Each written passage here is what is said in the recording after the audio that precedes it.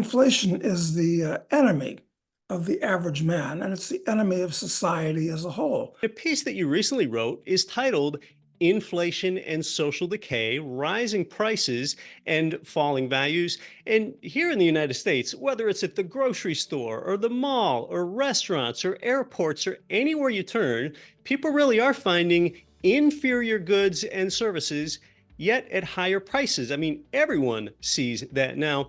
And Doug, I know that you've maintained that living standards have taken a big step, not forward, but backward and are trending even worse. So tell us about it. Well, the way that you become wealthy is by producing more than you consume and saving the difference. That's the basic formula. Produce more than you consume and save the difference. But when the government inflates the currency, and the government's entirely at fault with it, they have the printing presses, they control the currency, it makes it very, very hard to save. And you can't get ahead. You can't build capital, which you need in order to invest and become a capitalist. So inflation is the enemy of the average man, and it's the enemy of society as a whole. But some people do very well because of inflation. Why? Because in the US, it's the people in basically New York and Washington and other big cities that stand very close to the fire hydrant of money that comes out of the government. And they get to drink deeply before something trickles down to the plebs below. So inflation will destroy a country. And that's why in Latin America in particular, you've got very rich people who are usually connected to the government who get that money first, and a lot of poor peasants who don't get it. And I'm afraid that the US has been going in that direction for some years. Well, I'm so glad, Doug, that you gave us the reminder that the government is the source of inflation. That's where it all begins, because people often blame the landlord for higher rents, or they blame the grocer for the higher beef prices, but the landlord and the grocer, they're only the messenger, not the source. You're absolutely right. It's a question of very bad economic education that throughout Yeah. the school system, all the way up to college and post-grad work, the butcher and the baker and the oil maker produce real goods that make your standard of living higher. They're the heroes in this scenario. The government, which prints up money through its deficits that it runs, is the villain in this.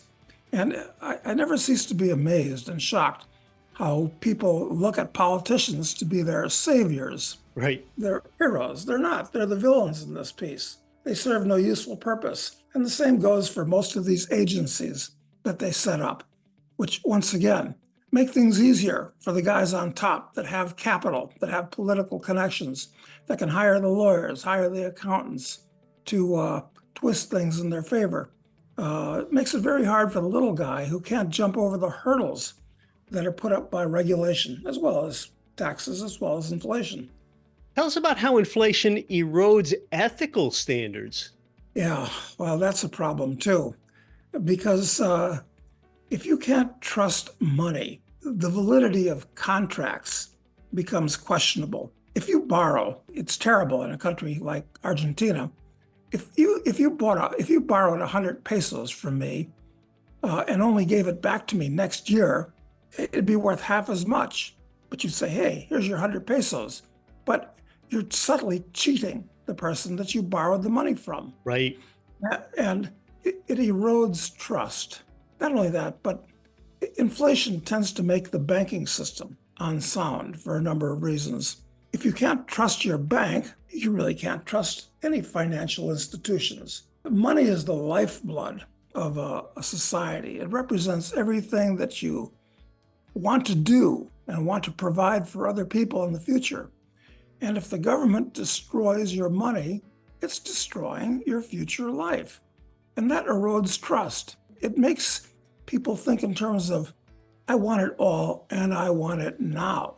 I'm not willing to wait because in the future, I don't know what anything is going to be worth. So it leads to an unstable society. And in an unstable society, you don't trust anything. Right. Well, first, I love your example of the 100 peso loan.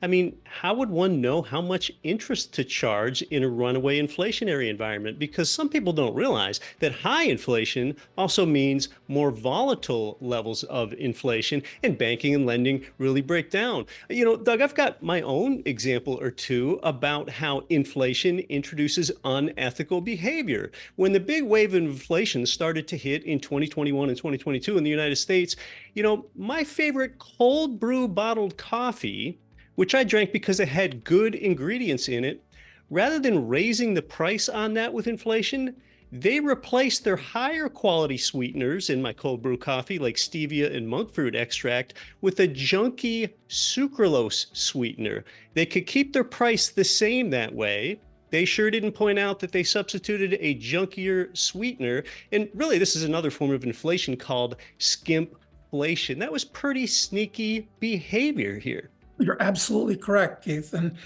this further breaks down the bonds of trust in society because Right. you no longer really trust that manufacturer. And that's just your one particular coffee manufacturer, but it's happening across the board with all manufacturers. So no wonder people start saying, hey, I hate these companies. They're trying to rip me off. Well, they're not trying to rip you off. They're just trying to survive the consequences of the government debasing the currency. We have to assign blame where it belongs. That's a very good example that you just gave, I think.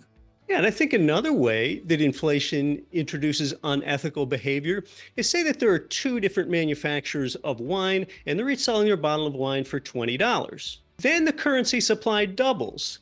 Okay, well, one manufacturer can go ahead and keep selling their $20 wine with inferior ingredients. While over here, the honest guy, the other company, they double their price to $40 and they continue to use good quality ingredients. But what do consumers notice? They notice the price more than the ingredients. So therefore, the unethical one that waters down their wine ingredients but keeps their price low actually gets rewarded and will get more business. Yeah, you're right. Certainly in the short run, but in the long run, inflation is going to destroy both of them, but for different reasons. Inflation really destroys the basis of society itself because it makes it so much harder to produce. And you don't have as much, you don't have any savings to consume. So, money is the basis of society. And when you destroy the money, you're destroying the basis of society itself. We're talking with Doug Casey about his recent piece that you can find at internationalman.com. It's titled Inflation and Social Decay, Rising Prices and Falling Values. He also hosts the eponymous show, Doug Casey's Take. More with Doug when we come back, including how inflation leads to a more litigious society and actually creates more lawsuits.